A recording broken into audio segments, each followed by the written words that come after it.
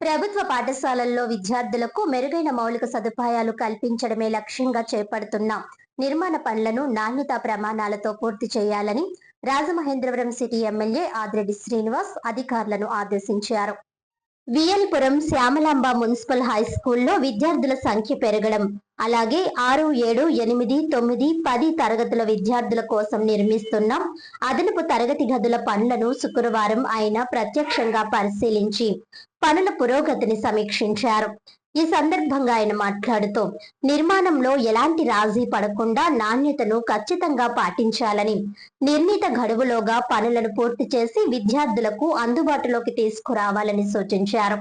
ఇటీవల ఈ పాఠశాలను హై స్కూల్ గా అప్గ్రేడ్ చేయడంతో గతంలో 8వ తరగతి వరకు మాత్రమే ఉన్న బోధన ప్రస్తుతం 9వ, 10వ తరగతులకు కూడా విస్తరించిందన్నారు.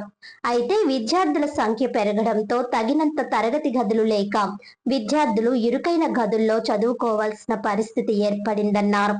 ఈ సమస్యకు శాశ్వత పరిష్కారంగా సుమారు 80 లక్షల రూపాయల వ్యయంతో పబ్లిక్ పార్టిసిపేషన్ సిఎస్ఆర్ సహకారం ద్వారా కొత్త తరగతి గదుల నిర్మాణాన్ని చేపట్టామని వివరించారు.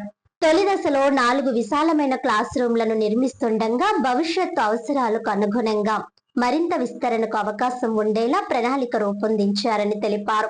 కాగా నిర్మాణ పనుల పురోగతిని పరిశీలించిన ఎమ్మెల్యే ఆదిరెడ్డి శ్రీనివాస్ పనుల నాణ్యతతో పాటు వేగంగా పూర్తి చేసి విద్యార్థులకు త్వరగా అందుబాటులోకి తీసుకురావాలని సూచించారు.